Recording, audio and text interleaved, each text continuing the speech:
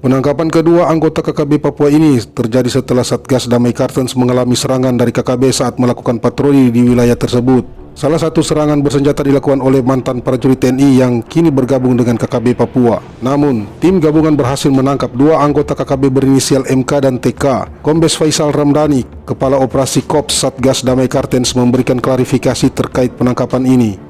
Kami berhasil mengamankan dua orang pada saat terjadi kontak tembak di Nogolait. Salah satu dari dua orang tersebut merupakan pelaku kejadian di Nogolait.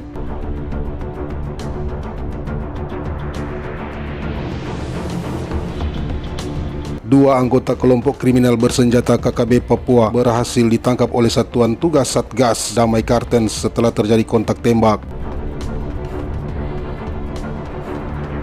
Kedua anggota KKB tersebut diketahui merupakan mantan anggota TNI, Tentara Nasional Indonesia, yang telah diberhentikan daftar pencarian orang (DPO) terkait kasus pembunuhan warga sipil termasuk seorang pendeta di Nogolait, Nduga, Papua Pegunungan pada Juli 2022. Penangkapan kedua anggota KKB Papua ini terjadi setelah Satgas Damai Kartens mengalami serangan dari KKB saat melakukan patroli di wilayah tersebut. Salah satu serangan bersenjata dilakukan oleh mantan prajurit TNI yang kini bergabung dengan KKB Papua. Namun, tim gabungan berhasil menangkap dua anggota KKB berinisial MK dan TK. Kombes Faisal Ramdhani, Kepala Operasi Kops Satgas Damai Kartens, memberikan klarifikasi terkait penangkapan ini.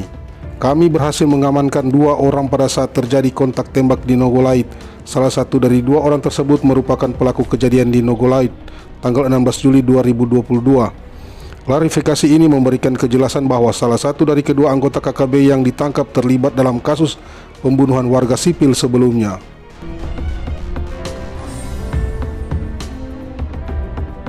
Kampung Nogolait, Nduga, Papua menjadi lokasi kontak tembak antara Satgas Damai Kartens dan KKB pada hari Jumat.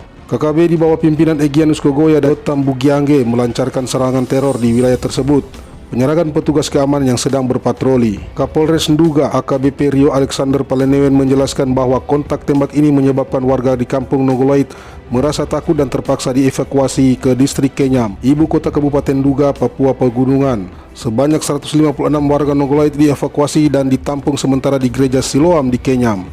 Hal ini dilakukan karena KKB Papua memaksa warga untuk memberikan uang dengan mengancam menggunakan senjata dan masuk ke rumah-rumah warga. Warga meminta bantuan aparat keamanan agar dievakuasi ke dalam kota Kenyam untuk melindungi mereka dari aksi kekerasan KKB.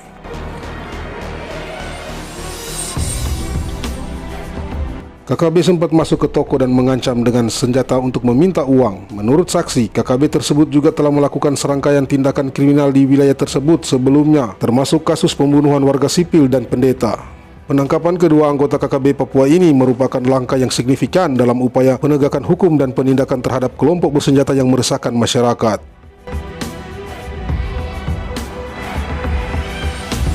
Kepala Biro Penerangan Masyarakat Karompenmas Divisi Humas Polri Brigjen Pol Ahmad Ramadhani mengatakan aparat kepolisian telah mengamankan salah seorang terduga pimpinan kelompok kriminal bersenjata KKB berinisial KTH alias PH. Pada hari Jumat telah diamankan salah satu terduga pimpinan kelompok KKB inisial KTH alias PH, kata Ahmad Armandani. Ramadan mengatakan KTH alias PH diduga terlibat dalam sejumlah aksi kejahatan yang dilakukan KKB di wilayah hukum Polres Yahukimo, Papua Pegunungan.